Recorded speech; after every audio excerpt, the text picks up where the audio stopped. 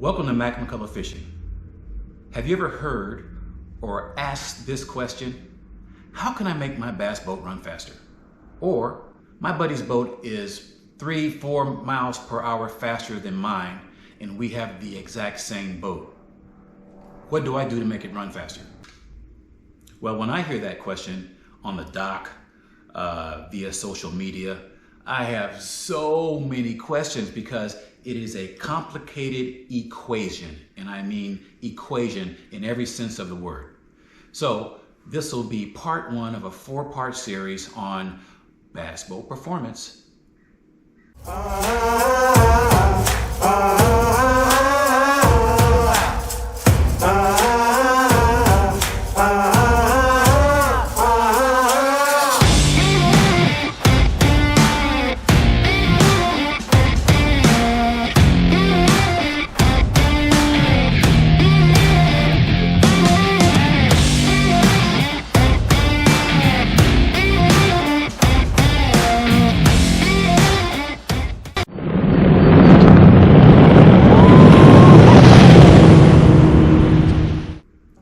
So these are just a few of the questions that run through my mind when somebody grabs me at the boat dock, says they've seen one of the videos, I'm running 80 miles, 81 miles an hour, and they say, how can I make my boat run that fast? Or my buddy's boat, which is the same boat as mine, runs 3 or 4 or 5 miles per hour faster. What can I do?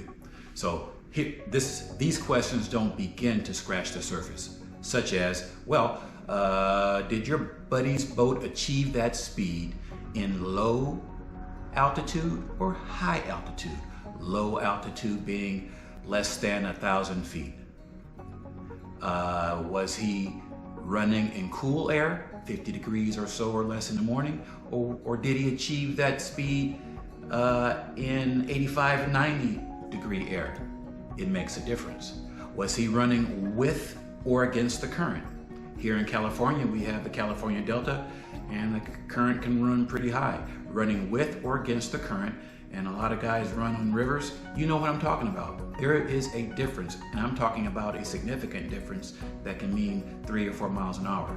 Was he running with or against the wind when he achieved that top end? Was he running on glass or was he running in choppy water? How was his boat loaded? Let's talk about weight distribution.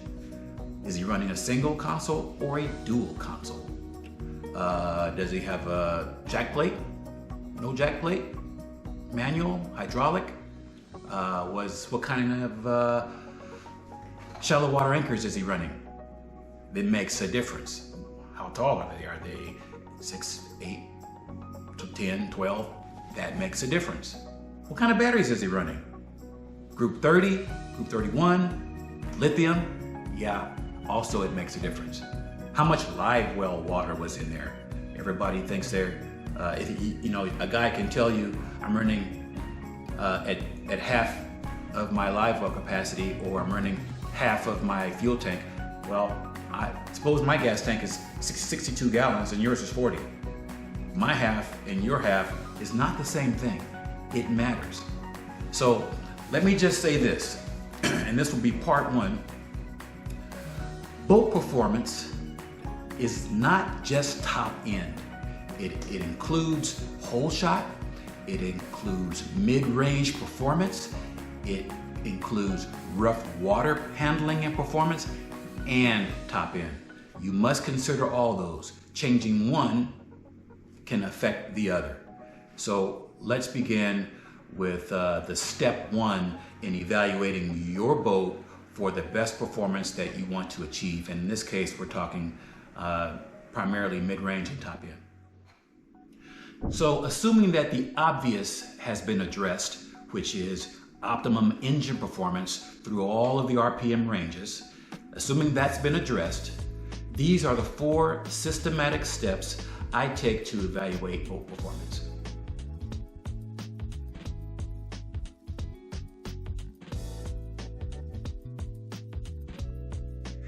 The first and least expensive step can result in immediate and measurable results, and that step is weight distribution. Now, Some of you watching this video will skip right through, fast forward, and get to the good stuff, i.e. propellers, right? Well, I'm here to tell you that I repeat this step every off season because I tend to add and subtract baits and other things throughout the tournament season. A lighter boat will accelerate more quickly and run with reduced wetted area drag because your boat is riding higher in the water. I know that's pretty basic and pretty obvious, but guys tend to forget that. Higher in the water, on the water you run, the less drag, the faster you usually run. It should also be more responsive to trim, which can increase your RPM. Let's revisit your buddy's boat comparison. That people tell me it's the exact same boat as I am running today. Let's say gasoline weighs 6.1 pounds per gallon, because it does. Now, your buddy tells you he's running a half tank of gas. Well, the maximum fuel that his boat can hold is 40 gallons, right? In this fictitious scenario. He's got a 40-gallon gas tank, you've got a 61-gallon gas tank. So half of your tank is not the same as half of his tank. So one half a tank in 20 gallons is 122 pounds. One half a tank in my boat, for example, which is 62 gallons, is 189.1 pounds. That's a delta of 67 pounds. It's not the same. Let's take another element. Well, how much water were you running in your live well? Well, all live wells are not created equal. Just saying, all boat brands and all boat models do not contain the same amount of water in their live wells. So let's say he has a typical 18 by 18 by 18 square box that holds 25 gallons. That's 210 pounds. That's a lot of weight. Let's also say that in a different boat, a legitimate 40-gallon live well in a premium size boat, that's 336 pounds. 210 pounds in an 18 by 18 by 18 versus 336 pounds in a premium bass boat. That's a delta or a difference of 126 pounds. So already you have a delta in the same boat, right? That you're trying to match performance. You've got a 67-pound difference and a 126-pound difference just in those two things alone. Now let's also consider other weight discrepancies when we're talking about the same boat and the same performance when they really aren't the same. Let's talk about bow units or depth finders on the bow. Is your partner running one and are you running two? That could be a 14-pound difference easily. How about console depth finders? Is he running one and maybe you're running two? That's another 14-pound discrepancy. How about trolling motor brand A versus trolling motor brand B? Between two popular models, there could be easily a 9-pound difference. How about shallow water anchors? Two popular brands don't weigh the same, nor do their brackets. That could be as much as 29 pounds. How about jack plates? Maybe he isn't running a jack plate, and you may be running a hydraulic jack plate. That's additional weight as well, about 70 pounds.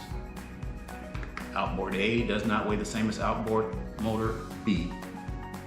And if you're like me, I carry 30 tackle boxes when I fish.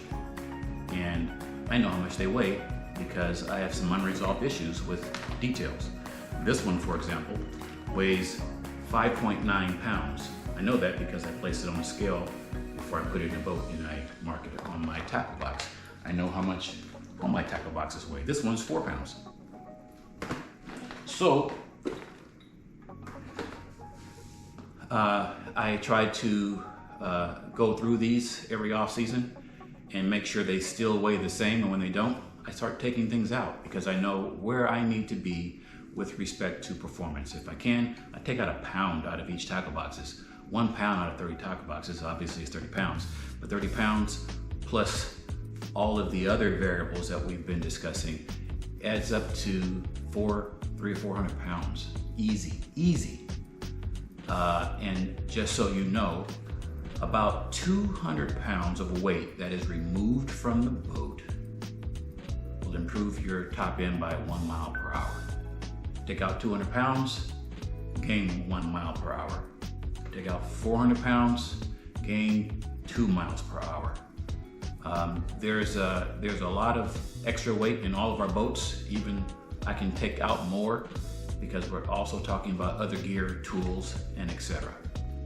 Thank you for watching part 1 in this performance video, weight distribution.